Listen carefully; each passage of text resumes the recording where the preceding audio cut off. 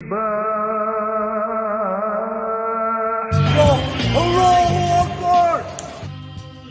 dong. Hello? Yes, that's right, infidels. You found us here, channelattitude.com, Hameen Media Group, where you get the most real talk, the best reviews of all your favorite wrestling shows from AEW and WWE, Impact, and more, because we're going to break it all down with the best staff in professional wrestling at HMG. So you don't need to go anywhere else, because there's no 5 stars here. There's only $5 face slaps, infidel. Hello, Akbar! So sign up today, channelattitude.com, Hameen Media Group, and join the Hameen Army for the most real talk in professional wrestling. YOLO!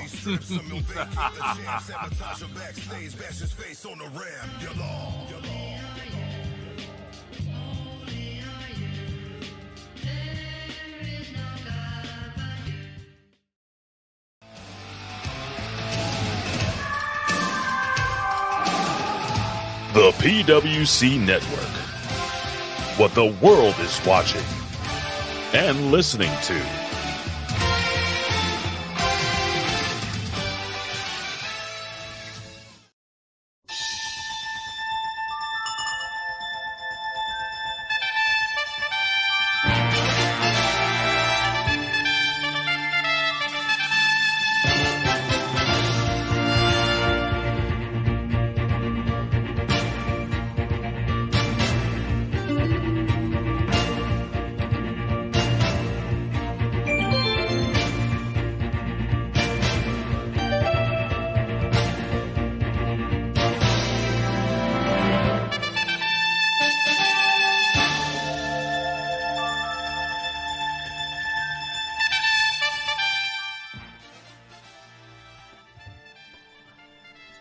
Hello everyone and welcome to the PWC Extra.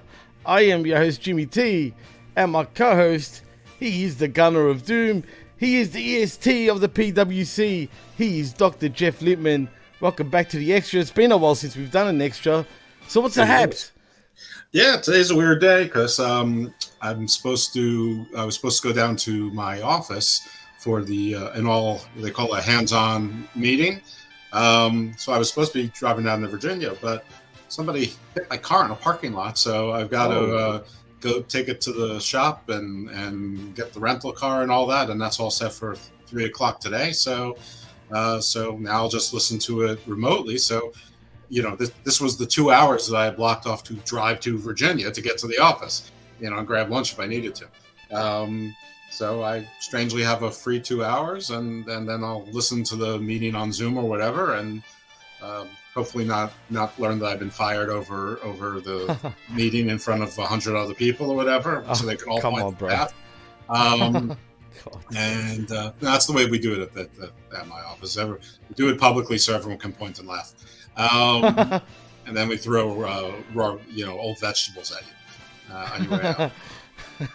Like rotten tomatoes? Exactly like that. Cabbage, tomatoes, occasional eggs. It gets tossed. It's like a cartoon from beetroot too. Yeah, exactly. Brussels sprouts. Very medieval. It's a small loophole in the law that you're allowed to do that in certain counties in Northern Virginia to lawyers if it's being done by other lawyers. I think that's a worldwide thing, Jeff, to be fair. Might be. Whether you're a lawyer, I don't know how some other... I wonder how much money would lawyers get paid in third world countries, Jeff? Would they be well off at all? I'm sure some are. I don't know. I never thought about it. Just thought about it. Imagine being a lawyer in Kenya. Speaking of Kenya, number one. Yeah. Thank you, Kenya, once again. Still at the top. All right. Still numero uno in Kenya. Can you believe Nice. that shit, Kenya? Yeah, that's great. What's happening with the rest of the countries in the region? Come on. We're ranked in the UK, Canada, US, Australia, Zimbabwe, Angola, Russia. Uganda. You're letting us down. No, that's homeboy. He's always in those countries like Suriname, Uganda, shit like Suriname's that. in South America. Whatever. who goes to Suriname in South America if you go to South America? Let's be honest. Criminals go to Suriname in South America to evade extradition. Did you know, actually, in that country, there's more Indian people, and when I say Indian, I'm talking about from the Asia, India, not Native American, in Suriname? I did not know that. Oh, now you know. Actually, as a matter of fact, our very own Javid from Hamid Media Group, he's from there. His family's from there, but he's Indian background, though. All right. Very good. Yeah. Yeah. So there you go. Geography lesson 101 again. Not just geography, but I guess a bit of history. Jinder Mahal says PWC top 10 in Springfield. Yeah, but which one? But which one? Right, there's Massachusetts. Isn't it Indiana as well, I think? This is Springfield, Missouri. There's Springfield everywhere, which is sort of why they picked the name. Chris Villan says some PW geography on the PWC. That's right. You know, there's only one English-speaking country in South America, and that's British Guyana. Oh, there's another lesson. I actually didn't know that. Yeah. I thought I would have known that. I know the country, but they speak English as official language? Yep. Ah, interesting. Well, then that would make South America. What about the one that Argentina and England were fighting over? What's that island? The Falkland Islands. Falkland Islands. Wouldn't they speak English too? Yeah, but they were fighting over it because it's British. It's not. It's a British protectorate. It's part of right. And Argentina were trying to claim it. Right, and that's why the British sent their fleet. And how'd that go for you, Argentina? Pretty poorly. Pretty poorly. They did send a destroyer. Well, yeah, that's true. Chris Williams says, before the AEW review, any thoughts on Dominic winning the North American title? Do you think Balor wins the World Heavyweight Championship at SummerSlam or ends up the Soul's Judgment Day member with nothing leading to turmoil? No, he will not win at SummerSlam, first of all. And we called it about Dom. We said Dom will win it. I mean, yeah, we all thought that was the right move. I think we said it on Machismo again with Big Ray. We all, we did. And I've always been game planning. I said that I thought it was a great idea. That I thought it'd be an excellent segue into teaming Wesley with Rey Mysterio against his wayward son, and sort of passing the torch not to Dom but to Wesley as sort of the underdog baby face with a heart of gold kind of thing. I wonder who this guy is, Jeff. Yes, I wonder. I don't know. He's probably working or something. He's probably doing. Probably doing something productive. But yeah, we're all for it. As far as Finn Balor, if he wins, he will be the victim of a successful cash-in by Damian Priest. Imagine that, dude. Which would be terrific.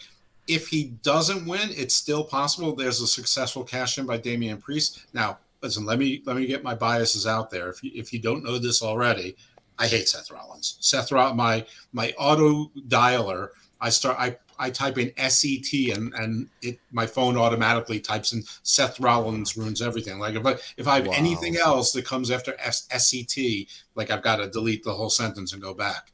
Suck, Jeff. Right.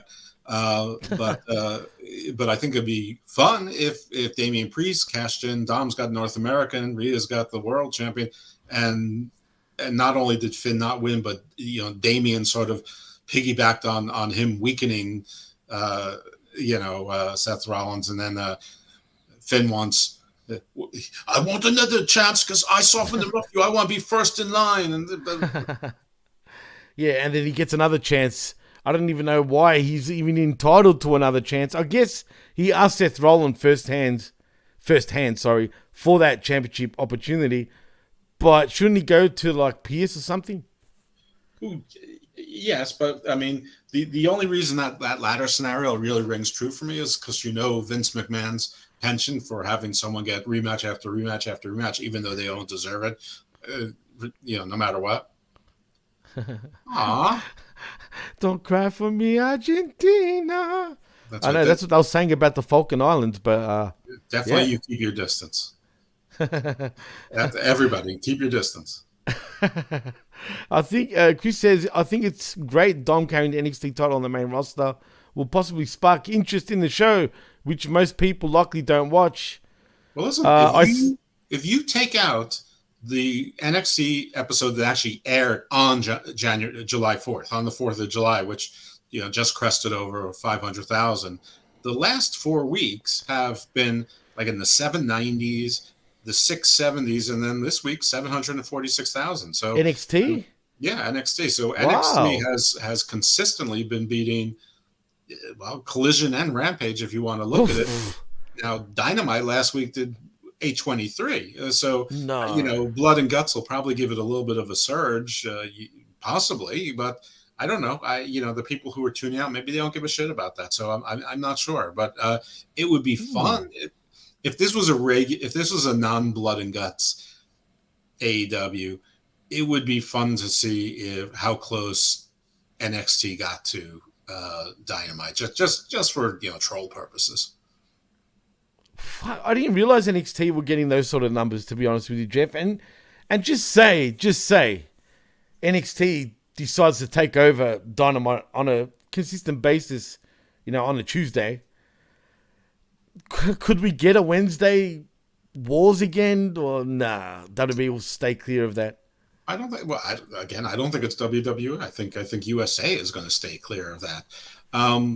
But remember we've been talking about how the women's roster on NXT is an embarrassment of riches and the men's roster is a disaster.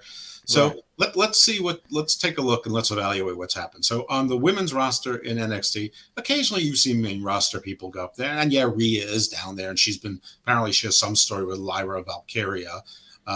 Which Lyra's a face, but apparently she's trying to impress Rhea. But the main roster talent on NXT is Dana Brooke, who's, a castaway. But on the men's side, who's down there? So you got Babatunde, you have Dijak, you have Garza and Carrillo, you have... Are they on NXT now? Yeah, they're on NXT. You have Scripps. You've had the Judgment Day down there. You've had Seth Rollins down there. You had Apollo Crews doing something. But, a lot of these people are sort of permanently assigned down there. So Baron Corbin, is down there. The Lone Wolf again. Now, I'm not saying that these people are big stars. I mean, obviously, if they were big stars, they wouldn't be on NXT.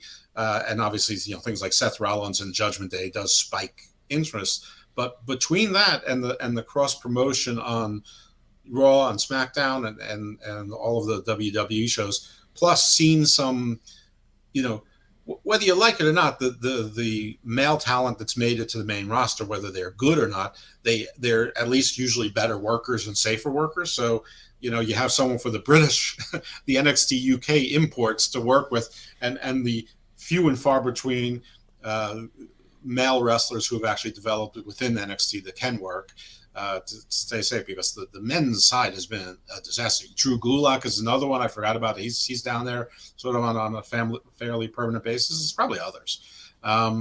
But they also saw that their men's division was abysmal. And so they put like 8 to 10 main roster men on NXT on a permanent or semi-permanent basis. I'm cool with having the main roster stars, appearing on NXT pretty frequently. As long as you shuffle them a bit, like 2 weeks of these guys, 2 weeks of those guys, 2 weeks of them, and whatever, and just rotate. I'm cool with that. I don't know if these two guys are any good, but there was a tag team. I think they're Nino and Primo, I think is their name. But Nino and Primo? Yeah. They've been doing promotional vignettes for them for weeks. Like the two kids from the gang. One of them got kicked off the Washington State football team. Anyway, they're big guys. I remember one week they had that guy Obafemi on. Obafemi, yeah. We know we haven't seen him again, but he's another big guy, and this tag team looks like a big, legitimate tag team. So, hope springs eternal. Again, if NXT only successfully graduates 5 people a year, really 3 people a year from each gender, then yes, each gender, then I would say that's an enormous success. Yeah, well, Apollo's on Raw, I believe, mostly main event. But do we see him? We never see him. Like Facebook users says, and I think this is our very own Chris Ambvs. I think Apollo Who's and the Gulak should form a tag team. And we call them the Who's. Yeah. That's it. I don't see much need for that, but I mean, I wouldn't be mad if like all of the goobers that never get any time on the main roster formed a faction. Just call it the main eventers. Just call them like a different job squad. The main event fucking shit kickers instead of the main event mafia. You call them the main event jobbers. No, I wouldn't. They wouldn't call themselves the main event jobbers. You call them the main eventers. That are the main event on main event, right? Or you could call them the Me Too movement. Oh. That's like a modern day job squad, if you know what I mean. Well, I'm using the job squad as a model. It's the same gimmick. I'm just not using the name now. WWE could use the name and bring back Al Snow as their manager, and it would be instantly become. And he'd be like, "What does everybody want?" Yeah, not head. But it would be instantly become the number 3 merch seller. It would beat the LWO and stay after Stone Cold Steve Austin and the NWO. Yes, Media M5. We know Dom is not a good wrestler, but he is protected by Judgment Day in the main roster. But he was protected by Judgment Day in the main roster in this match too. I mean, come on. Of course, what do you expect against Wesley? I mean, exposed. Yeah. I don't want to say exposed. They're two different types of wrestlers, man. Completely. Let's be honest. I mean, Wesley has to slow down for him, if anything. You know what I mean? Wesley is really good at wrestling. Dom is bad at wrestling. Dom has a good character. Wesley has no character. I mean, together they make a full person. You're saying no, apparently. That's Doesn't matter. Two types of wrestlers. Okay. I mean, he's allowed. Whatever. Right. Well, Wesley, I think Tommy's just bad right now. Okay, stop. You don't need to have an argument through chat on the air. I've been listening back to some of our podcasts, and like when we're just responding to chats, it makes absolutely no sense audio-wise. Yeah, because sometimes we don't say anything really, or not say anything. We don't really mention it, if you know what I mean. He's saying he's agreeing, though, for fuck's sake. That's what he's saying. Anyway, let's move on, Jeff. Let's talk about Kota Ibushi, shall we? Because up until you told me off the air, I haven't seen anyone else say anything other than you and I. I tweeted. Yeah, I know. I saw that, and I responded to your tweet because the second I saw Kota Ibushi come out, I thought exactly the same thing. So I was happy that you actually mentioned that on Twitter because it made me feel better. Maybe I'm tripping. Maybe I wasn't. Clearly, I wasn't. There's something off about this guy, man. He almost looks like, I know he's going to sound weird, like almost like a heroin junkie getting off his shit, dude. I don't know, man. His face doesn't even look the same in many ways. All right. Well, I mean, we're not the only ones. I've seen other people. I mean, the most notable Twitter account I know that said was Jobber Nation, who's pretty much claims to be an AEW fan, but is really a WWE. One of those ones. But he said it. I think it's a he. Actually, I know he's a he. Anyway. Or Shim? No, I don't think so. I've never seen Kota Ibushi wrestle before. I don't think so anyway. If I have, I didn't notice it. But I've seen video, I've seen stills, I've seen photos. Obviously, it's the same as everyone else. And he's a really ripped guy. I know he had a terrible injury. I know for a while he couldn't lift his shoulder. I know he said he couldn't do a push-up, up until, maybe 2 or 3 months ago. Dude, he was claiming the powers that be in New Japan at one stage were trying to kill his mother. Yeah, I remember that. We talked about all that. But, right. I mean, he doesn't look like somebody who got off heroin. He looks like somebody who got off steroids, and particularly the types of steroids that cut you up. It looks like he's retaining water. No more Stanabol. So he might have gotten really thin and took the steroids to bulk you back up, or he just maybe couldn't for whatever reason take the ones that cut you up, or can't live with the diet anymore. But whatever it is, like if I had never seen those pictures before, and so I might say, oh, he's stocky guy, sort of like Pac, not as cut, but he was like cut like Pac at one stage. No, he was cut more. He was cut like if not more, right? Yeah, absolutely. He looked like an action figure, like he was like made in a processing plant. Now he looks like a real guy. I mean, listen, he's still thick. If you saw him, I wouldn't say looks bad walking down the street. He moves slower too, Jeff. He seems I can't comment on slow. I've never seen him before. You haven't seen. I've watched a million matches of his, so believe me when I tell you that I don't know, man. He didn't look good in the ring. He looked plotting. I'm giving some of it a pass to ring rest. I'm giving some of it a pass that this is his first match back in forever long, and they stick him in this 5 against 5 hardcore death match in 2 rings in circle, well, not in circle, but squared by a cage. I mean, that can't be. That shouldn't be your first match back. And just to think that you can coordinate and everybody's such a good worker to stay always. So, maybe he was being slow on purpose, but nothing he did impressed me. And, I mean, and he's not the only one, by the way. I mean, like for the entirety of the match, when there were more people in there, like Adam Page disappeared until like the last 5% of the match. He was barely around.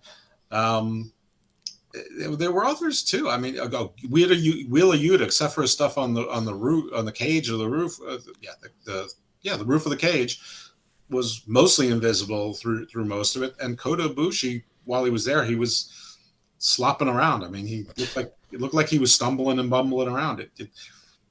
I was not impressed by him, but that I think that match handicaps it to an extent. Yeah, it's kind of weird, man. I don't know, but it is what it is. I mean, what do you do? But for the people that haven't seen him, believe me, if you watch some of his previous shit, you understand where I'm coming from. But well, if you just I don't know, man. They put on the air, when they announced he was the 5th member. What was it? It was Saturday night, I think, or Friday night. I mean, just the picture they have. Yeah. I mean, the dude, he looks like a superhero drawn in.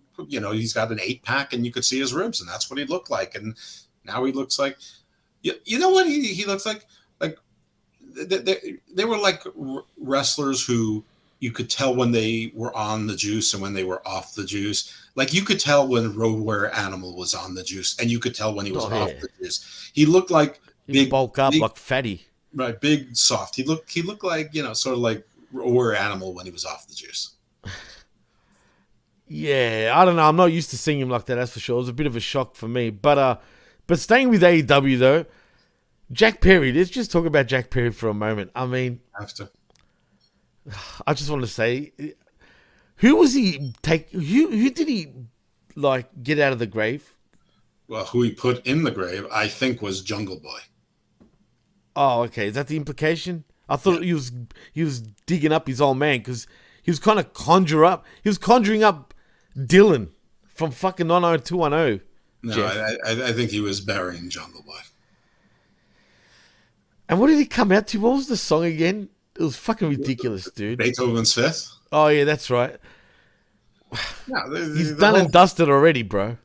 Well, I've never liked him, so everyone welcome to the Jeff side. Yeah, he's terrible. This match, and well, can you finally admit Hook can't wrestle? He didn't do too bad. I mean, he was... It was a straight question. No, I'm not going to say that because I didn't think he was that bad. And remember, like, I'm giving the kid he's a suplex machine, literally, like his old man. Well, you have to get to someone to put on the suplex, and he relies on people. I mean, all he can do is deliver body blows and suplexes, and his coach. That's it. Isn't that what Brock Lesnar pretty much does? Brock Lesnar can do it all. Anyway, Brock Lesnar can go to you, and he can do a suplex. Right? Anyway, Hook is not. Listen, if Hook was 6'3", 290 pounds, I'd give him a pat and look like Brock Lesnar. I wouldn't care. He's still a kid, He's not a kid. Whatever. He's still in his freaking early 20s, Jeff. So I think he's in his mid-20s, and again, so is Austin Theory.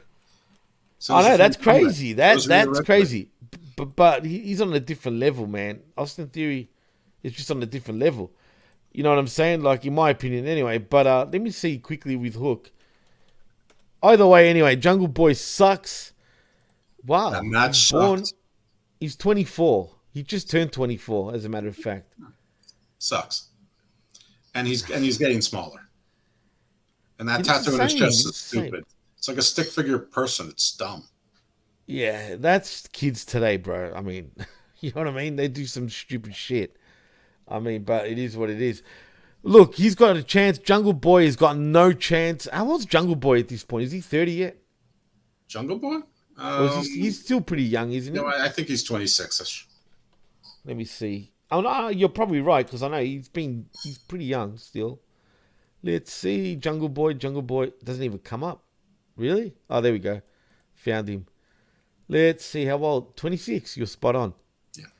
Spot on. Well, anyway, Jungle Boy sucks. Whatever this character is, he sucks. And that's that. But in other news, staying on AEW sort of, did you hear about the Cody Rhodes documentary featuring Kenny Omega and the Bucks?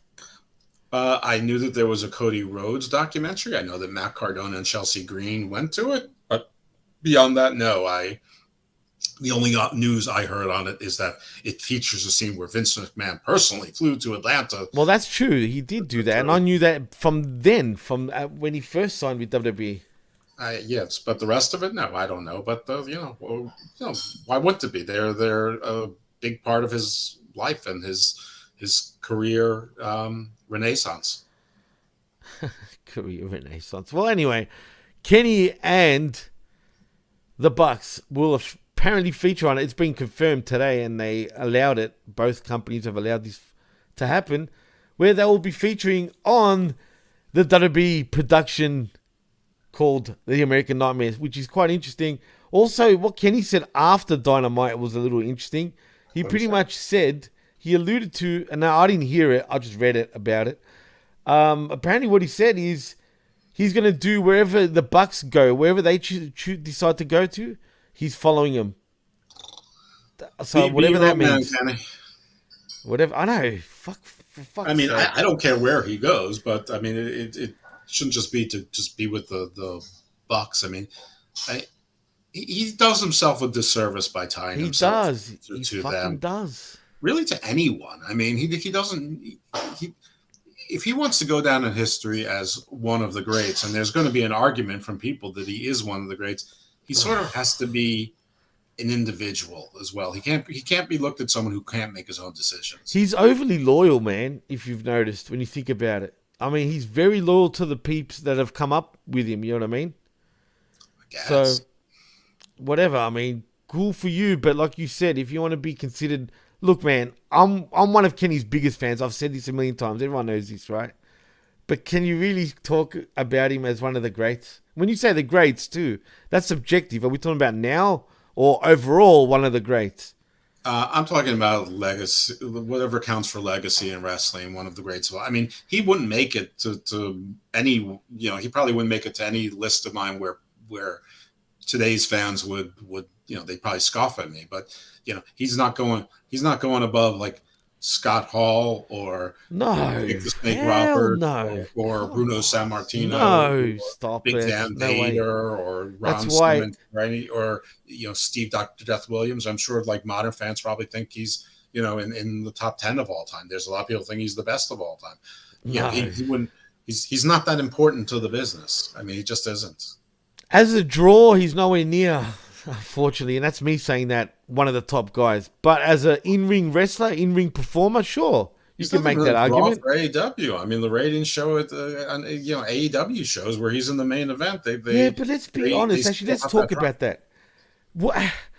I think at this point, it doesn't matter who you bring in this company. It doesn't seem to affect the ratings, man. Well, there were a couple of exceptions. There were a couple of weeks where the ratings actually went up at the end. It's few and far between, but there were a couple matches, and it wasn't too long ago. So I wish I had a better memory. When I say ratings, Jeff, I'm talking about forget these hundreds. Look how low the bar is now set. I'm just talking about within the AEW show itself, within its own show, comparing AEW to AEW, the same show. Typically speaking, once you get to the seventh quarter and the eighth quarter, there's a precipitous drop once you get past 9:30, and you're right, that is whoever's in the main event, but sometimes it's bigger than others, and it's been like 100, 110,000. Oftentimes when it's been sort of the Tony favorites, the Bucks, the Kennys, the Orange Cassidys, the little guys, the Sammy Guevara types. But there have been a couple of shows not too long ago where the final two quarters were the highest quarters, and it was noteworthy who was in those matches. Well, our very own Chris Ambvs says Kenny Omega is somewhere around Ken Shamrock in an all-time list. He's a good wrestler, good look, etc. But he hasn't done anything memorable, ? good matches, cool, but not worthy of the title, great. Yeah, I think that's right. I mean, I haven't thought about it long enough to see. I would put people above him just because of how important they were to me and to the business overall. I mean, modern fans would never put Kevin Nash and Sid Vicious above Kenny Omega. I'd put them both way. I fucking would, and I'm a Kenny mark. Right. Kevin Nash is, I don't care. You can all hang shit on me right now. I was a fucking Nash mark.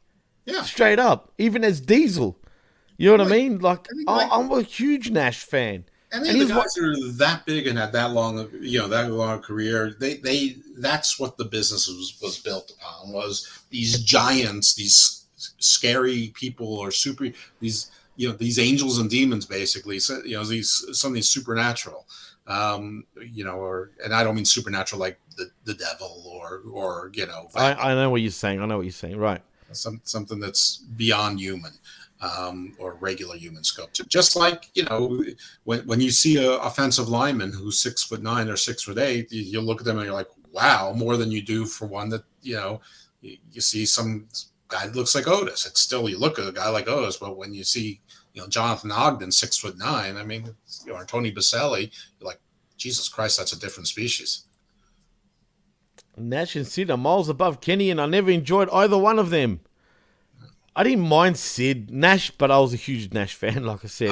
I love. I mean, first of all, the entrance, hailing from wherever he damn well pleases. I mean, that by itself is more important than anything Kenny's ever done.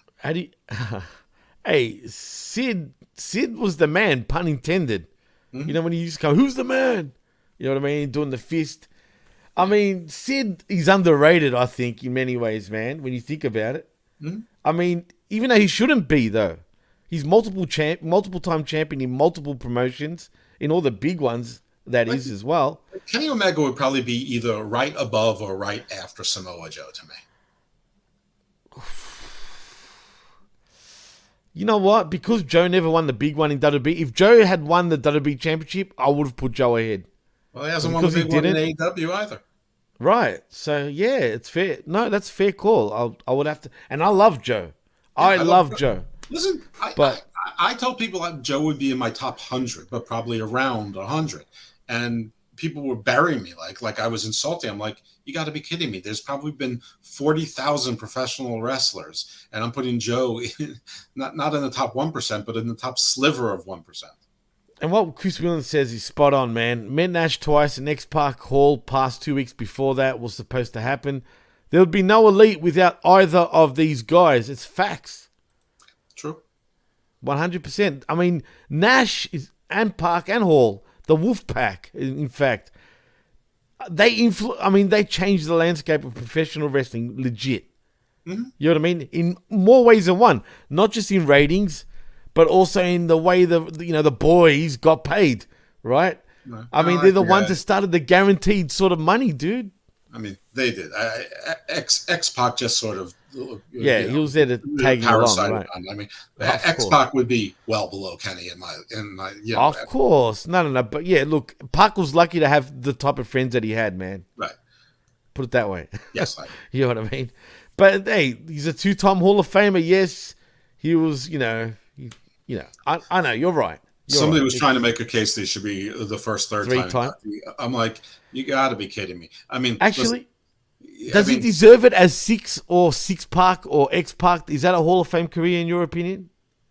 I mean, there's no standards, but whatever it is, he shouldn't be the first third time. I mean, listen, if you want to go complete homer on it, I would give it to Triple H. Just for Triple H, for Evolution, for the corporate ministry, the corporation 2.0 with Seth Rollins, the brainchild and the chief executive of NXT, and for WWE executive career. I put Triple H in all of those times, and let him be the first 7-time inductee. Dude, he deserves no shit. I know he gets a lot of heat, man, and I hate hearing that Triple H sucks. He was overrated. I don't believe that shit. I think he was a great heel, first of all. Yeah, he can be goofy. But so can most of these wrestlers, man. I would too, but I'd have him inducted, seven times or 8 times. He's probably been inducted twice already before I would put X-Pac in for a third time. I mean, I'm not sure who else. I mean, maybe Ric Flair. What was he in Evolution? Was he part of Legacy also, or is the Raw owner and just plain old Ric Flair? I'd put him. Nah, he's already 3-time, isn't he? I don't know. One for the Horsemen. That's the thing. Oh no, you're right. One for Horseman, one for Flair. Yeah. Evolution definitely probably deserves it. So I'd put him in as one for Evolution also. I mean, and I would put in like a true legend before I'm putting X-Pac in on 3 times. Yeah, I'm just thinking that's interesting. No, you're right. You're probably right.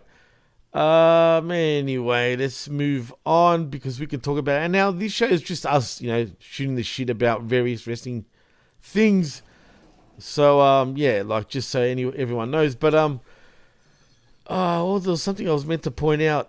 You want me to just give a couple of sort of tidbits out there while you're gathering yourself?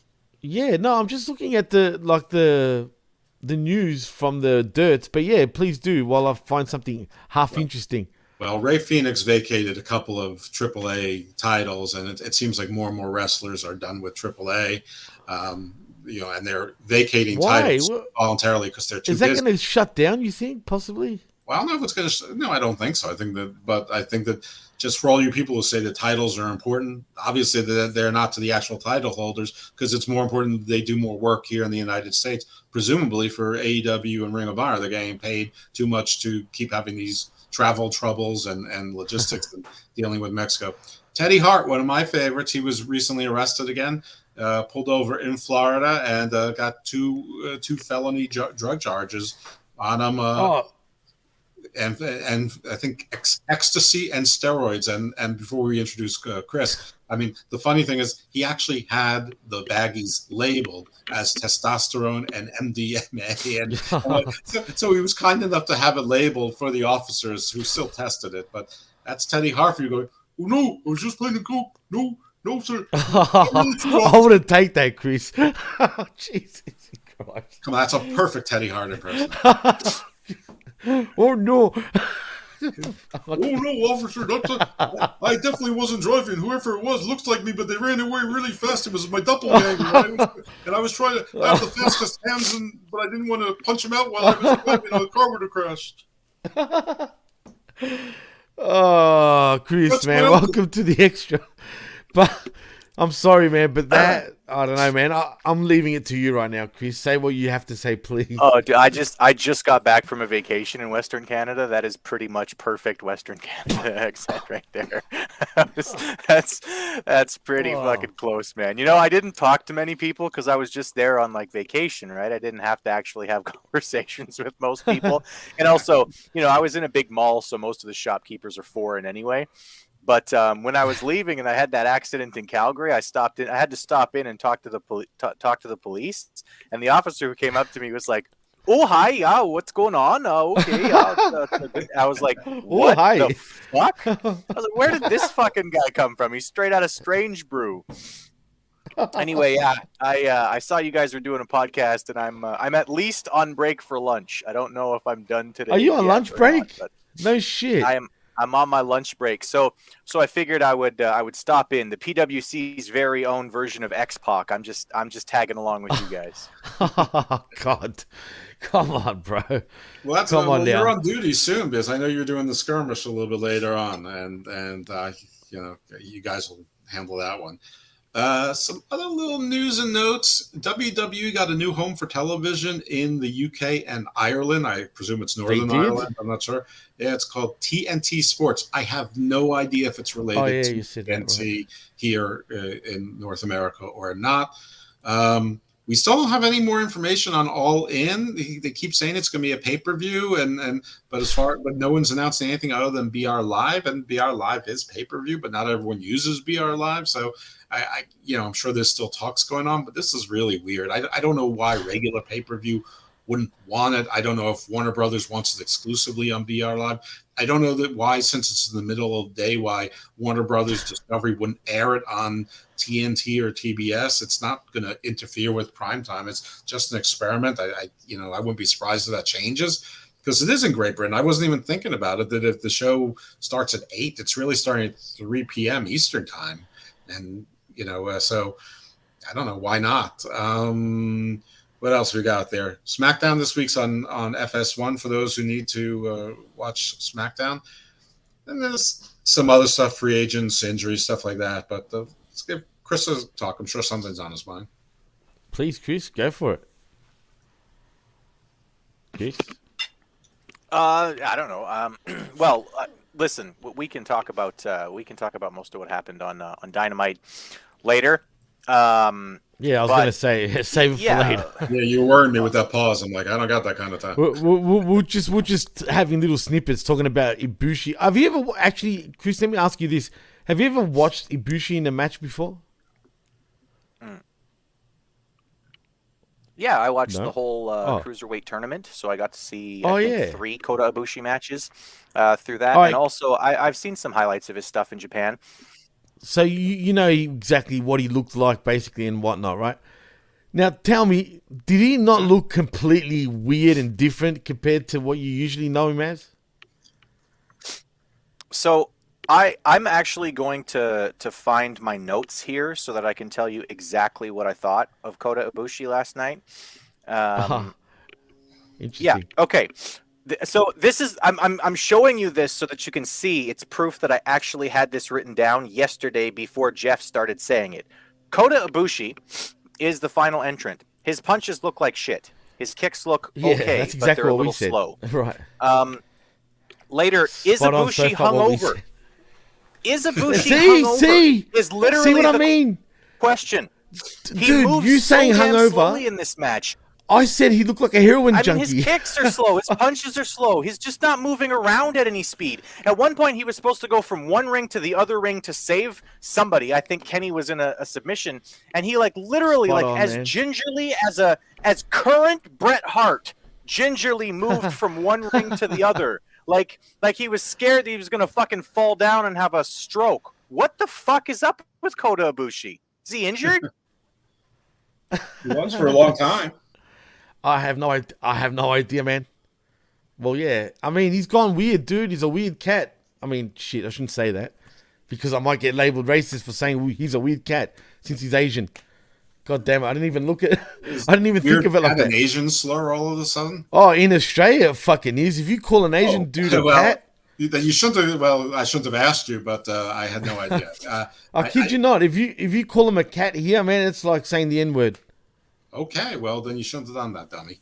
Anyway, if you call him a weird cat here, it just means he's a weird cat.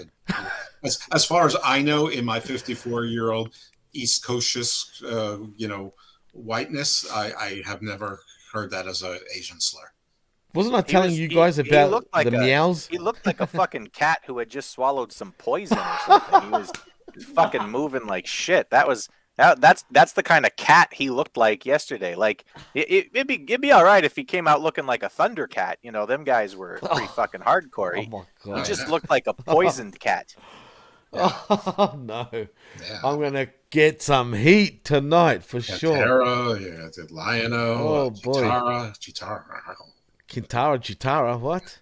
Well, anyway, the point is, we'll talk about that on the skirmish more in depth, yes, Chris. But yeah, there's something up with him. I don't know what the fuck it is, but he's weird, man. I think he lost a lot. I think he lost a lot of muscle mass when he got injured and couldn't use his shoulder. I think he used the bulk up, the Anabol or whatever the modern equivalent is. He needs Stanabol. That's what he needs to rip up again. To just bulk back up again, but he's not yet up to the cutting up, because even his face looked a little round. I mean, man, he did, bro. It really did, and his ass looked fucking. His face looked a little round, to say nothing at all about his eyes. Yeah. Like if I had never seen him before, and this is the first time I'd seen him, I'd go, that's a pretty jacked, dude. But I've seen him before when he literally looked like Buddy Murphy, and looking like that. That's somebody who looks like less than what he was. I mean, listen, I'm not trying to say I would He was slow, bro. I would give a kidney to look like he looks. But Not, compared I to don't what know. he looked like, body wise, compared to what he Right. looked like, before, he looked bad, like someone who hasn't exercised in 6 or 7 months, but was in really great shape. I don't know, man. But I he's don't just looking even weird. I wasn't even all that worried about his physical appearance. Like, to me, he was moving slowly. His punches was. looked The punches were weak and disgusting, slow. dude. Like he I mean, usually he's like, literally, pa, pa, pa, that's you know the what I'm saying? impact of his punches, right? Like, And did you his see kicks, the top mount too? Were disgusting. yeah, that top mount looked like the one that fucking Dustin Rhodes was all pissed off about like 2 years ago or whatever. It was like, what the fuck is going on here? At one point, he threw a kick, and I mean literally, like, it was the slowest fucking kick I think I've ever seen in wrestling. And I've been watching wrestling since like the 80s, right? I've seen fucking wrestling from the 60s. I've seen wrestling from the 50s, for fuck's sakes. And this guy looked That's weird slow, like Yeah. slow. I was like, what the fuck is? I literally, like I said, like, I'm glad you guys mentioned it because it's in my fucking notes from last night. Like, what is wrong with this guy? I feel like the three of us are the only ones online because he was trending just before, right? So I clicked on it just to see what people have said. I swear, man, Jeff apparently has come across a couple people. I've come across nobody on my feed that have said what we've said. You know what I mean? So, I don't know, man. I haven't gotten a lot of likes to the comments, but I haven't gotten the usual barrage of hate and know you're wrong and look at you, you're fat. I haven't gotten any of those. It's slow time. Trying to beat Todd Brantley before it gets here, huh? Good job. And what's with this, man? Ibushi wants Ripley's ass. Who doesn't? Right, Yeah. but that's a weird comment, Jinder. Come on, bro. Like, yeah, exactly. Maybe he wants Kenny's ass. I mean, that's the implied. Isn't that well established? Wow, I'm just saying. Look, who's Facebook user now? I barely noticed Cuckman Page in that match last. That's all we're saying. You said that for We said the same thing. Except when he was the second member of the face team, and until like the last 20% of the match, he was basically an invisible man, as was Wheeler Yuta. Now, Wheeler Yuta, not too long ago, was injured, and apparently it wasn't that severe, but maybe his participation was limited because of that injury. But a lot of the people seemed invisible in this match. It was mostly the Bucks running around and Cesaro and Pac getting each other's way and Moxley bleeding all over the place. I mean, yeah, fuck this. Like I said, we're gonna cover this shit. Yeah, properly you guys anyway, cover this so, in yeah. skirmish. Let's just get away from that briefly. But Brian Pillman Jr. apparently was at the Performance Center this past week. Chris, would WWE look twice at him, or will they just tell him to politely get out the door when he's done? Oh no, they'll take a good long look at him. To be honest with you, he's not a bad wrestler. I mean, his work in personality, MLW though, was pretty good. And see, I don't think it's that he doesn't have a personality because when he was in MLW, like, the personality was there. You could see a little bit of something there, at least something that's worth exploring if you're the WWE. And I mean, this is a legacy character. It's somebody who's the son of a legend who died young in your company. Right. Like, there's a lot to go off of there, but, like, I don't know, they're going to have to bring him in and, like, immediately have him be someone, because he can't just come in as, it can't be fucking Curtis Axel 2.0. He's going to have to come in and actually show off some personality right away. So that's a little bit on them and a little bit on him. He needs to really take whatever they give him and fucking grab the bull by the horns. No, that's for sure. I mean, Jeff, what do you think? I mean, I'm no Brian Pillman fan, but I agree with Chris. I mean, of course you take a look at him and give him a chance, unless he really stinks or you really hate him or he just doesn't get your system. He's been on 2 televised wrestling programs, so he's got some TV training. He is a legacy. He's got a name. He's a former AEW person, and there is something to that someone from AEW leaves and goes to WWE. I mean, absent Cody, it's sort of like 80-1 in the other ratio. So you sort of want to do that, and you want to pick and choose carefully. You don't want to look like Tony Khan in reverse, but You have these legacy second generation wrestlers. And listen, not having a personality has never stopped NXT before. And they give people silly, hokey gimmicks or whatever, but you try to fit them in the right place. But yeah, I'd give him a shot. I don't have much confidence in it, but I'd give him a shot too. And they'll work on his cardio and stuff like that, and maybe put him with the right people. When he was in a faction, that's when he was his most successful with other multi-generational wrestlers. And let's face it, despite what I said about Teddy Hart before, he certainly has enough personality for any three people. Teddy Hart would have been a freaking star if he wasn't such a fucking idiot. Everyone knows Teddy Hart, and they knows that. And then Harry Smith Jr., I still don't understand what's up with him. Being 6'5" on the indies and, being the British Bulldog son and having a build, even though it's getting progressively worse, but, having a major league build in the indies is also enough to hide someone else's lack of personality. So, yeah, I give him a look. But listen, we know that a lot of people have been seen at the Performance Center. Vincent, Dutch, Matt Taven was there. So we know a lot of people will visit the Performance Center. Maybe it's just to see friends or whatever. Eric Young was seen there, and then people were still saying he was recently released, or he was released in April, or he was released last November. I'm going to go with the same thing. He was never signed. They never signed him. Maybe he showed up every now and then. Maybe they gave him some per diems to coach or whatever. But I've never heard of a time where WWE has released someone without announcing they've released someone ever. So anyway, but in other related news, there are some free agents out there. Slice Boogie is done with MLW. We talked about just Brian Billman. Nick Aldis and Zicky Dice are both done with Impact already. Yeah, their contractual obligations are over. And Roosh has indicated he's not going to re-sign with AEW, which doesn't mean he won't, but he says he won't. But there's obviously implications. Dralistico, who I don't think has signed with AEW. Or Ibushi, for that matter. Yeah, I'm sure that Chiron's probably out there today. But what's it say for Andrade if he resigns? I mean, whatever he's doing now doesn't seem much different than what he was doing under Tony Khan's booking. And what about Miro? Where the fuck is he, dude? Don't know. I think Miro is on a long-term contract. I think he's stuck for a bit. I'm not really sure. But what was all that shit about, man? You bring him back for what? I don't know. We still haven't seen. I mean, don't forget. Collision is what, 4 weeks old, 5 weeks old, and it's been sort of, some of its programming has been forced to the Forbidden Door 2 and the Owen Memorial Tournament. So let's see what they do. Let's not jump on the Miro's buried. They don't know how to book them on Collision just yet. Let's give it another 3 to 6 weeks without all these interferences with regular pay-per-views to build towards. By the way, though, there's an interesting thing on that, and that is that CM Punk led a Collision locker room meeting on Saturday night, which apparently excluded the non-Collision cast members and staff. Fucking children, man. So I don't know what was said, but anyone have any information on that beyond the headline?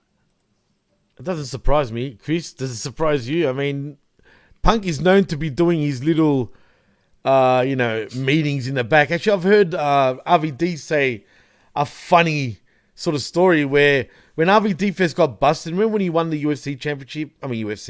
The ECW championship. I was going to say, I didn't see that. But, yeah. No, I don't know why I said UFC. But anyway, ECW and WWE championship. And then he got busted with the weed. I don't know if you guys remember. I'm sure you do. Yeah, I remember. Then they stripped him. He had to vacate it the next day or whatever. Well, when he got back from his suspension, the first thing, CM Punk did while RVD was there was, hey, man, we've got a fucking team meeting and I'm the leader. And RVD's like, what? You're the fucking locker room leader? Basically, he was just like, whatever, dude. Eat a dick. You know what I mean? Right. And here we are again. He's pretty much claiming to be the locker room leader. We're the Collision boys. You know what I mean? Well, he is. Uh-huh. He is. And listen, if what it takes to have a show like last week's Collision is for CM Punk to have a fucking meeting with people before the show, great. Have a fucking meeting every show. In fact, kick out whoever the fuck is running the show on Wednesday and have CM Punk show up and have a fucking meeting. If that's what it takes to get wrestling like we got last Saturday, great. Every fucking week, CM Punk gets to stand on a soapbox and tell everybody what to do. And this just supports the hypothesis that I think it was me who raised that last week when we were reviewing both Collision and Battle of the Belts, that the shows were so markedly different. Do you think the actual production teams tagged in and tagged out? I think they did. I think they actually did. I think it's like that Bugs Bunny cartoon where one sheepdog clocks in and the other one clocks in. Hey Harvey, hey Al, whatever. But other signings, Matt Cardona is now signed with MLW, though I just saw him also in NWA. Kota Ibushi, we presume, signed with AEW. Ian Riccaboni signed with AEW. He's sort of like their number one backup guy for Ring of Honor, AEW, and all things. And I think he did a great job. He should just be the partner on Collision. Like it should just be him and Nigel. They were so fucking good together. They fucking were, man. And I'm not the biggest Riccaboni fan. That's what's funny, because usually he's so calm. But for some fucking reason, he brought his A game that I've never heard before, ever, with him doing commentary. And maybe because of the occasion. I don't think he's ever commentated on such a huge occasion before for him. And when I say huge, I use that with inverted commas because, I mean, it's not even fucking a million fucking people watching, but yeah, it was like the perception-wise, wrestling show on the week. But still, right? I know, but because he's what, only worked for Ring of Honor and Indies. So, yeah. Well, yeah. And Ring of Honor's never gotten that many viewers for anything. True. So for him, this is WrestleMania, man, and it really showed. And I was damn impressed because I'm like, after all the years of actually listening to him, where the fuck has that been, man? No, I like Ian Riccaboni. I was saying WWE should hire him before somebody else does, and somebody else did. I mean, I actually felt like he was better than Kevin Kelly on this occasion. I liked him better than Kevin Kelly too, but I think it's because I'm more used to him. But listen, Kevin Kelly and Nigel McGuinness or Ian Riccaboni. I've never heard either one of those fucking guys before. Like the last couple of weeks, Jeff. I thought Riccaboni was markedly better. Like by a lot. I thought was better. I think they have worked together, Ian and Nigel, in Ring of Honor a lot, so they have that comfort level. I have no idea about Kevin Kelly and Nigel McGuinness, but because there's probably they used to be the Ring of Honor commentators too, man. Both that's why I was just going to say that it's entirely likely, but I wouldn't be upset. But listen, I like Kevin Kelly and Nigel McGuinness better than I like most of the other AEW commentary teams, and better than I like at least one half of the Raw commentary team. So I think they're both better talents, and say, well, Kevin Patrick and whatever rotating goon squad of Excalibur and Tony Schiavone. Sorry to say it, Jim Ross these days. Leave our Becky alone. She's an Irish. Wrong show, dude. We haven't even gotten there. But if you're mad at me for machismo, I understand. All good. We did pretty much. Eric Young was reincarnated from the dead in Impact and re-signed with Impact. And there's a bunch of injuries, but it's unclear. Like one, obviously Don Callis was okay enough to participate in the show last night, so good news there. So was Wheeler Yuta. Steve Macklin apparently suffered a severe injury, and I don't even know who the champion in Impact is anymore, but I know it ain't him. Bailey looks like she's okay. Liv Morgan apparently suffered another injury to that same injured arm. Look, it's starting to feel like this is going to be a perpetual thing. I don't know. I certainly don't hope so, but something to watch there. It did not impact the changing of the titles. That was going to happen anyway.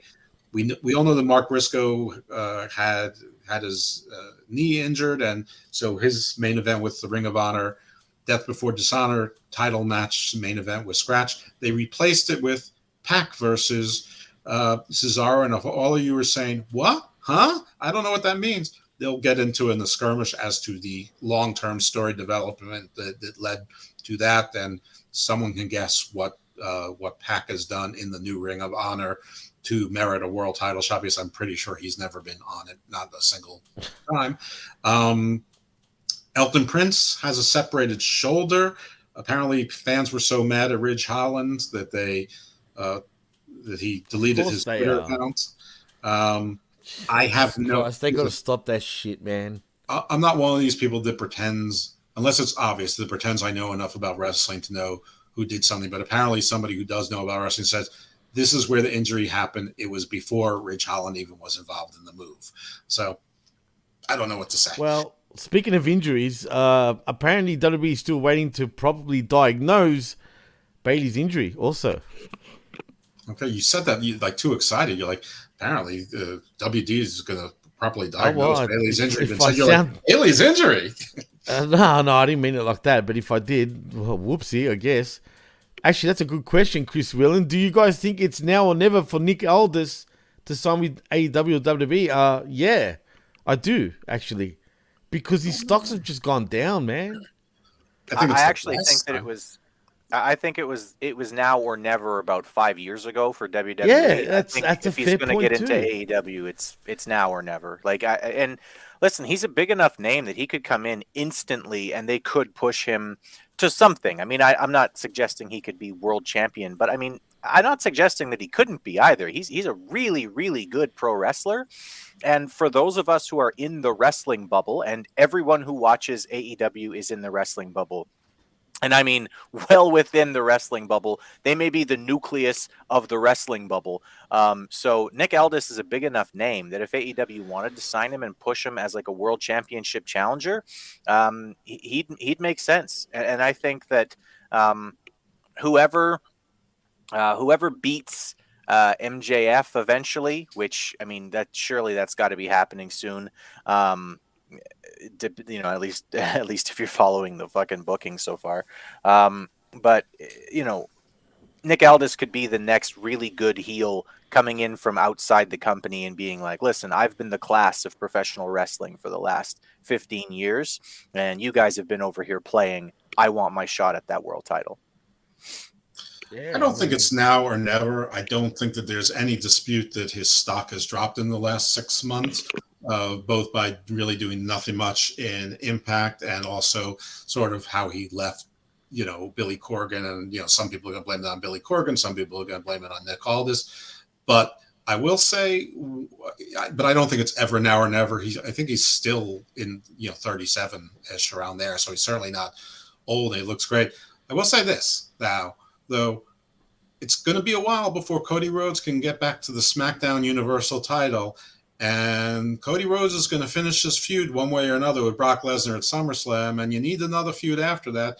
Well, he does have some unfinished business, and he has a rivalry with Nick Aldis that it could be. So if you need an immediate insta-feud which makes sense and can take you for another 3 or 4 months before you have to get to that road to WrestleMania, and a guy that can lose in that and be okay, and you can put him on TV right away and you can trust him, Nick Aldis seems like he would fit that bill right now. I mean, anything else probably would feel, well, just like someone like Brock Lesnar running and beating him up for no reason, beating Cody Rhodes up for no reason. Nick Aldis would make sense. You stole my sweet Charlotte, and you know who I'm talking about. And he could basically do a Finn Balor, Seth Rollins. You derailed my career, and it's been chaotic ever since. And now I'm here to derail yours. Yeah, I just feel like Aldis is so, as good as he is, his stock just... I don't know if it's him that decides not to go to WWE. I mean, he mentioned recently, as a matter of fact, that he did have talks with WWE, and it was pretty positive. It's just not the right time yet for him to...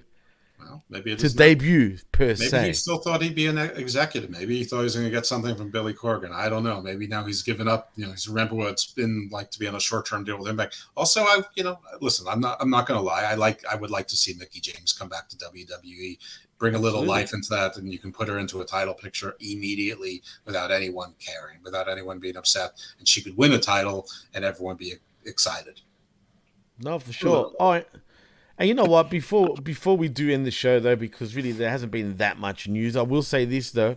Well, Trinity's the Impact Women's Champion. Let's not pretend that's not a big deal. Big deal. Jeez. Huge, like your hands. Huge, exactly. And she was all teary and shit. Big fucking deal. Wait, there is something strange. Colby Carino, didn't everyone report he signed with NXT? I saw him back on NWA yesterday. That was a long time ago, wasn't he? Didn't he sign with NXT like 2 years ago? Well, listen, these NWA tapings just occurred. I mean, I just interviewed the guy who they were doing the charity event on Saturday, and they were doing 3 tapings for NWA Power. And I mean, it may be before that, because he also he corrected me that Pollo Del Mar and Silas Mason were no longer an item together, and I thought I missed it on YouTube, but I didn't. It was the Tuesday after, so maybe it's still in the time before, but I don't think but they're not that far behind. They're only like a month or two behind real time, and I could have sworn. So I'm not sure if Colby Carino's in NXT or if he's still pounding his way on the Indies. Well, according to Media M5, Colby was in performance heading towards next level. Yeah, but a lot of people, like I said, a lot of people go to the performance center and show up in other places. I think there's pretty much an open door to the performance center if you want to come out, work out, do tryouts and things like that. That doesn't mean everyone gets signed. Well, Mickey James against Triss. Thank you. Right, exactly. I saw Colby last night, which I presume was taped a month and a half ago, 5 weeks ago. NWA should be killed already. Fuck that company, seriously. I predict it every year, and I'm wrong every year. So. Except, though, our very own, Chris Silvio and fucking Bulletproof Troop. I know, you got a lot of friends there to be spilling that kind of bile. I know, but I'm just being straight. I mean, come on, Chris. I mean, let's be honest. Look, the more companies, the better, obviously, for the boys. Sometimes I need to think before I say shit. You know what I mean? You think? I mean, we all. That's actually a lesson for all of us. No, that's true. That's true. I mean, shit. We bash our very own. Except fucking, me, I'm brilliant all the time. Except for Chris. Oh yeah, okay. Except for Chris, that's true. He doesn't bash nobody. Central Canada, except. Yeah. He's Canadian. He's too nice. I mean, come on. Yeah. But you got to do that fucking Canadian accent again, though, Jeff. Yeah, listen, when the time is right. Oh, damn. That was funny, man. There was one more thing. Oh, yes, maybe apparently Seth... Outro, That's fucking funny. Look at Chris's face, not happy. That's a smile. He's going to fucking bite your ear off in a minute. Jeff. You should stay evil, but don't stay evil because I'm Teddy Hart and I'm never evil. I'm a really good guy and I raise cats and I love cats and the cats love me juggling them and throwing them in the air. They think it's a lot of fun. The cats love that. They love it all the time. Try it anytime with your cats. Just don't touch my cats. Hey, you want to buy a cat? $6,000 for a Persian cat. It's worth $50,000 in Persia. Those fucking poor Persian cats, though, for real, they're all inbred. You don't want a cat? How about some ecstasy, eh? Wow. I even have it marked on this baggie that I'm carrying it in. That's right. You can tell it's authentic. Does that guy sleep, man? Yeah, probably in the car he was pulled over in. I am being dead serious because he looks like he's going 100 miles an hour all the time, man. And you know what's weird? He doesn't even look like he ages either. Oh, I don't know. If you've seen the most recent pictures, he's starting to look a little. Oh, rough. Really? Well, yeah. I saw the last thing. I'm going to use a pun on a rhyme. I'm going to say, "Crack don't crack." Crack don't crack. That's an understatement. I mean, no shit. The last thing I saw about him, I don't know if you've seen this, Chris. Maybe you have, but did you watch that? Was it NBC or Peacock documentary, whatever it was? I saw it. That was good, man. I mean, it's pretty in depth, but did you see that, Chris, at all? I'm not sure what you mean. What was it? Oh, you didn't see the Peacock documentary about Teddy Hart and if he killed his ex-girlfriend? No, I haven't seen that specifically, but I've definitely watched enough you should videos check it out, to know that there's a good chance that he killed his girlfriend. Oh no, you probably should check it out. It's really good, except the parts where they get everything about me totally wrong. Actually, I don't think he killed her though. I'll say that, but he could be at fault though. I think Teddy Hart is just the poster child for the idea that if you're going to be successful at a thing, talent is not enough. You have to have the right kind of mentality, and Teddy is just an insane human being. But you know whose fault it really is, Chris. If you watch that documentary, I blame his family. They fucking bail him out all the fucking time, man. Yeah, even though he's 40 years old. That's another thing that he's a poster child for. Is that is that if somebody is struggling, the best thing to do is let them fucking struggle until they get themselves out of whatever's making them struggle. I'm not I was a social worker for 15 years almost. I'm not the kind of person to just say, well, drop them and let them fucking fall. I'm not that person. No, but of course, right. But yeah, there is a line at which you shouldn't cross if you're the family member of somebody who's struggling with addiction, and Teddy Hart's family crossed that line like many miles ago. They're way past the line. And you know what's sad, Chris? The old man, his dad, actually admits that, but still bails him out, and he knows it, right? He knows it deep down, but he's like, "But God damn it, that's my fucking son. It's my only son right now." Because you know how his brother passed away, and since that happened, that's when he started going wacky. And shit, we've all got our fucking issues, man. But Teddy's been wacky his whole life. Teddy has never been a normal person. Yeah, I guess you're right. I mean, what can I say? It's sad, but whatever. I mean, it is what it is. And I just want to also say before we take it home, Seth Rollins apparently needs surgery, but he's not going to get it yet. Apparently, he's got a fucked up knee. His back is fucked as well. And basically, he's saying he probably needs to get surgery, but he can't afford to do it just yet, obviously, because he's champion and whatnot. I was hoping you could say he was going to get a brain transfusion. Quite? No, not quite. Seth Rollins ruins even surgery. Medium 5 says, Jeff sounds like a Swedish chef having an aneurysm. The joke's on you. I am a Swedish chef having an aneurysm. Hey. You did sort of sound Swedish, actually, now that I think about it. Lindeborg. Lindeborg the Abba. I can't even do a Swedish accent. Huh? It's like, who wants a mustache hide? Yeah. I want one. Isn't it? Remember that song? Sugar Hill Gang, Rappers Delight. Hip hop. Not that. That's a classic, an old classic. Well, anyway, boys, unless there's anything else you guys want to share, like I said, usually the extra we shouldn't even have to be on for extra time. So I want to before we go, you touched on it just briefly, but I wanna just say that Seth Rollins going in for surgery. I want to say good luck to whatever's wrong with him. I really hope that it survives the surgery and that he has to spend as much time away from the ring as humanly possible. He said he should be having surgery. It doesn't mean he will have surgery anytime soon. God bless his injury, and I really hope that it survives forever. This just sounds like the classic Seth Rollins. There's not enough news about me. Make everything about me. Put the spotlight on me. Look how stupid I'm dressed. Look how dumb my wife dresses now. I'm laughing because I can picture him. She was sexy 2 years ago. Now she looks. He did, dude. He ruined her, heroin chic. It's true, though, man. Seth Rollins ruins everything, even Becky Lynch. I mean, he is from Iowa, so the whole, meth chic thing makes sense. Shout out to Jargo, yeah. Even though he'll say, I'm not from Iowa anymore. I'm in Indianapolis now. No, he lives in Indianapolis, but he's still from Iowa. Yeah. You know what? He is extremely thin. You're fucked.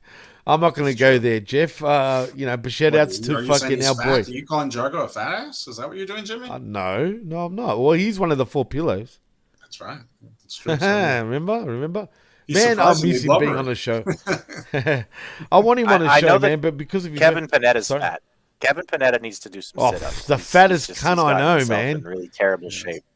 Well, terrible. Kev, if you're listening, dude, keep running, keep going to the gym, man, because you're making me look fucking skinny, bro. Yeah, it's embarrassing. I'm just saying. Yeah, dude, you look so fat, you fat fuck. Nah. You know what? I miss the fucking. I can only see like 12 abs now. Like you got to. Oh no, I'm calling him Fatty Time from now on. No more sexy time. He's not the Dollar King. He's the new Mad King, like Eddie Kingston. Like he's the Burger King now, Jeff. What are you talking about? That's right. Shout outs to our very own sexy time, Kevin Panetta. Nah, man, we're fucking with you, obviously, bro. Big fat. You look like $1 million, man. Hey, he's in his 40s and he looks fucking great, man. You know what I mean? So, hats off to the Dollar King himself.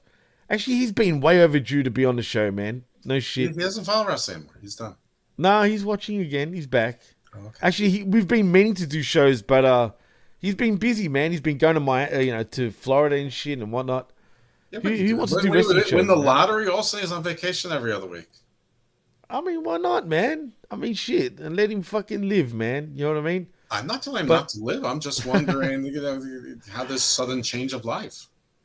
All of that, what happened is all of that pro Cody stuff before WrestleMania was really just a facade, and he bet big on Roman winning because he knew that was the right way to book it. So, he made a ton of money on the main event of WrestleMania. Really is the Dollar King. That's what killed him. That's what broke his back, man. The fact that fucking Cody didn't win, he was done. After that, He's living the gimmick. He's the Dollar King. Spreading those Dollar dollars. King. Making it rain. He was fucking done, man. I mean, I don't blame him. I feel him. I get where he's coming from, but still, it's kind of funny. Don't worry, his story hasn't ended yet, Kev. Don't stress, my man. Supposed to care about wrestling, including being upset by something. It's the whole point is to get emotion. Right, exactly. That's the whole fucking point. That's professional Cody wrestling. hasn't given up. Why have you? Yeah, exactly. I can't do that small like Chris. Kevin, Chris, you do it, man. What would you like to talk about? He fucking face. Oh, that is golden, man. You do the most fucking. Oh man, that is the best smile, bro. No shit. It really translates to audio. I know. That's true. Well, if you want to watch us, you can on YouTube. So there you go. There you go. Shout out to YouTube. Shout out to YouTube. Monetize us, motherfuckers. Well, not anymore. Once you just said that, boom, we're done. I'm pretty sure when you started throwing around racial epitaphs for Asian people, we were unmonetized. You know what? Actually, also pretty sure we're somewhere around 900 viewers away from our first $7. So as long as you know what, man, fucking one of our PWC fucking shows from back when Kevin Castle was on talking about Dominic has got over 20,000 plays. And we didn't get a cent because Spiro fucking took everything. God damn it. Yeah, I'm just saying because it's on Irrational Rage. I hate Spiro this Greek on Greek violence. Yeah. I'm just saying that's kind of... I'll straight up recreate the invasion in World War II. Fuck Spiro. Spiro's a piece of shit. Well, I'm actually all for Greek on Greek violence, so I'm fine with Peloponnesian Wars. So that's... Hey, Greeks always fight each other, man, so it's all good. Mm-hmm. You know how it goes. Anything else fucking to say before we go, Discount boys? Turks. All right, now you're pissing me off, Jeff. It's going to be some more Jewish, Greek on Jew fucking crime this time. Don't about the German. Oh, whoops! I better not go there. Better not go there. That's you. That's your job. You didn't fucking finish the job, Chris. Still standing. Or sitting. We're gonna fucking cop it in the ass now. Anyway, what do you know? A Greek, a Jew, and a fucking German. I mean, walk into a bar. Hey, hey, we're fucking around. We're giving shit to each other.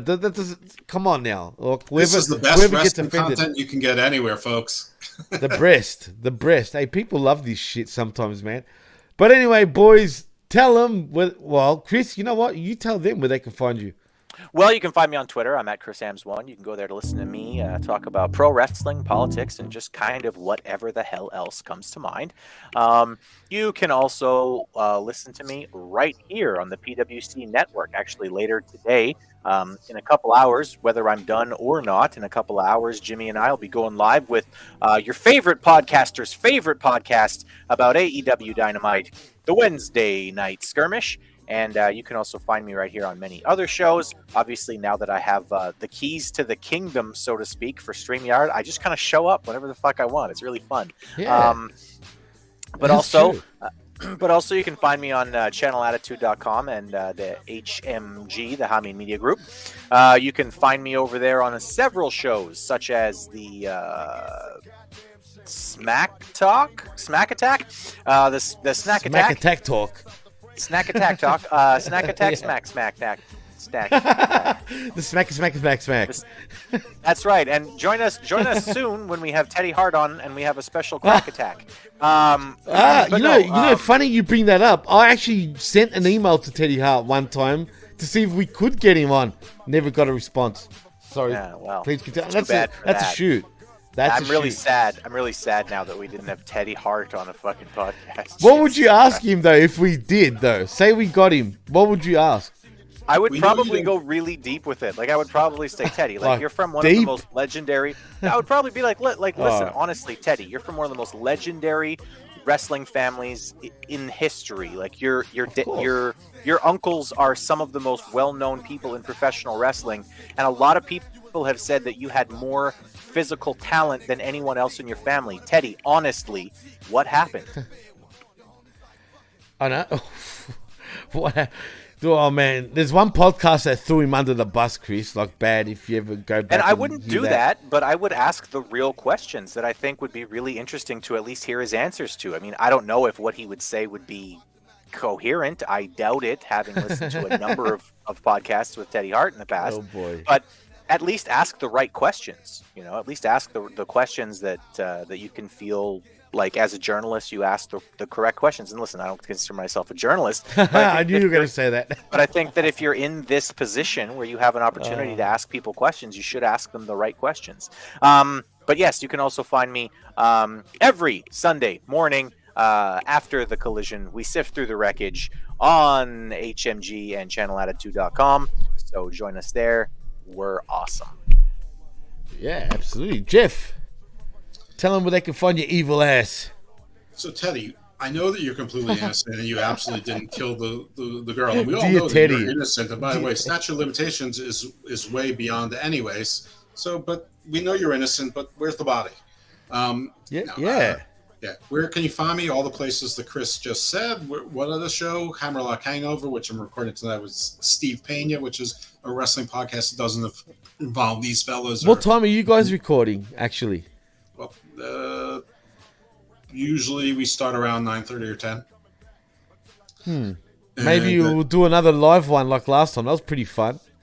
Well, if I'm around, I'm not going to promise you on that one though. But I'm just saying, if I'm around, I'll definitely consider doing that again because I enjoyed that show a lot.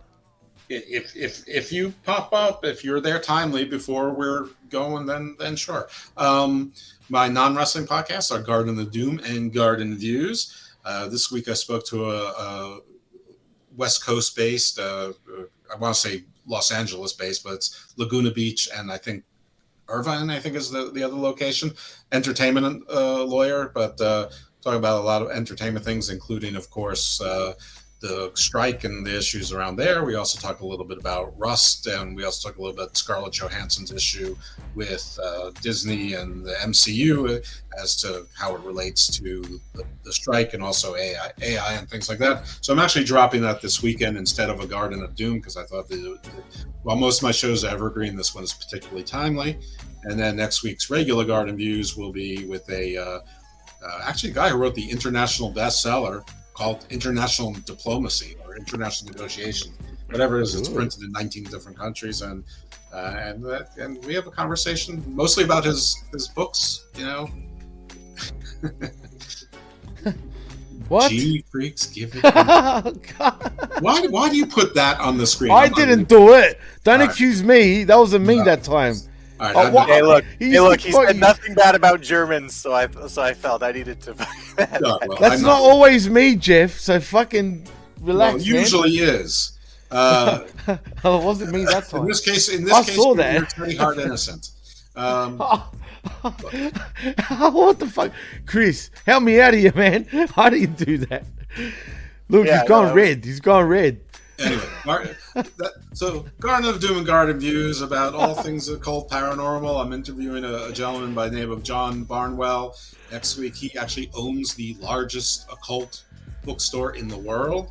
And he's written 2 books, and we're going to talk about his books. A lot to do with the light of the Arcana Angel and the Arcana Grail. We're talking about how to reach your highest level of spirituality and unlocking your 6th and 7th chakra using Western methods, and you're putting that's racial slander back up on the screen. I didn't do nothing. You will never reach the apotheosis. You will never be the noble traveler.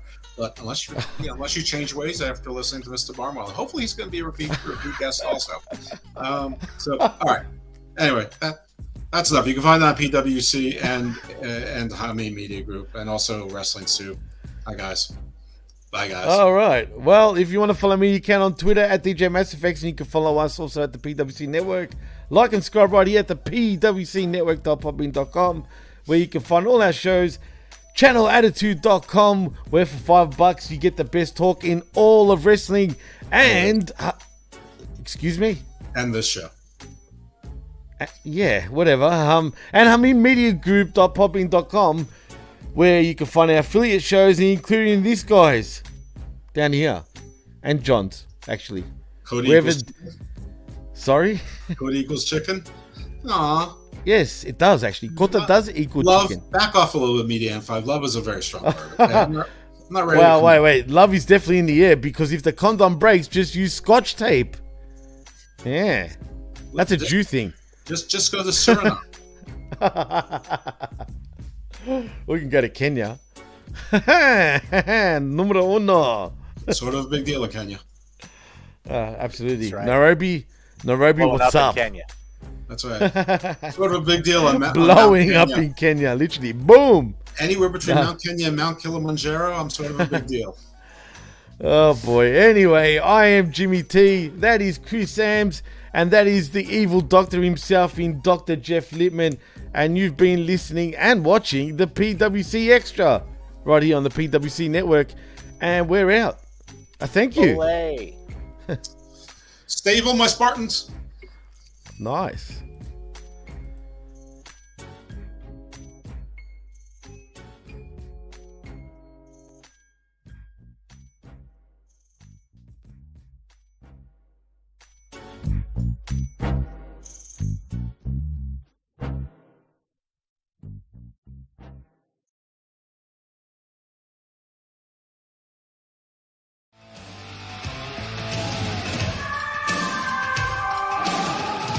The PWC Network. What the world is watching and listening to.